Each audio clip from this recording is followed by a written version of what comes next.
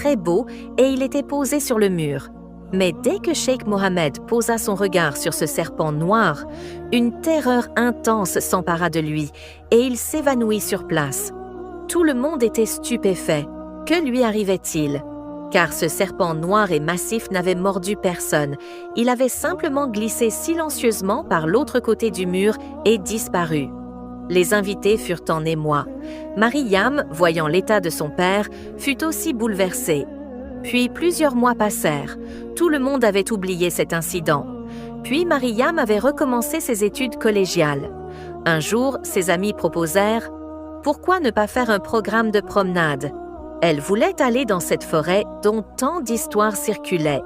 Il y avait aussi de vieux ruines que Mariam et ses amis voulaient visiter. Mariam demande la permission à ses parents.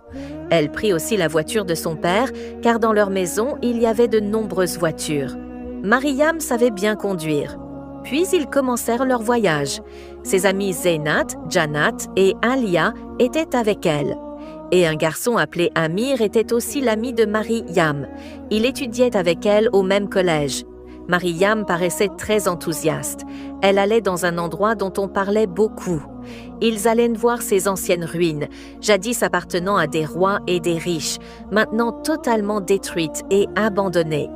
Mais dès qu'ils arrivèrent, une peur s'empara d'eux, car l'endroit paraissait très effrayant et mystérieux. Il y avait aussi un hôtel construit là-bas, géré par les habitants locaux, qui guidèrent les touristes. Dans cette forêt, il y avait aussi un lac que Mariam avait envie de voir. Elle voulait voir ce lac. La nuit tombait déjà. Les deux amis de Mariam déclarèrent « Non, nous n'y allons pas, j'ai très peur ici.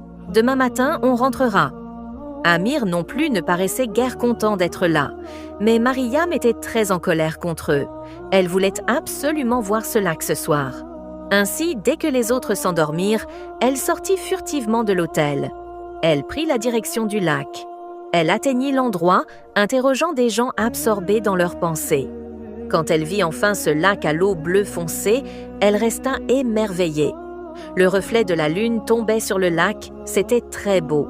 Elle en profita longtemps, appréciant l'eau froide. Mais quand elle se mit en route pour revenir, elle perdit connaissance. Elle avait oublié le chemin retour. Elle prit, par erreur, à gauche au lieu de droite et se perdit dans cette forêt, car elle ne connaissait pas les sentiers ici. Elle se retrouva très loin dans la forêt et avait oublié la route de retour. Elle se tint la tête entre les mains quand soudain elle entendit de nouveaux cris douloureux. Ces voix étaient très mystérieuses.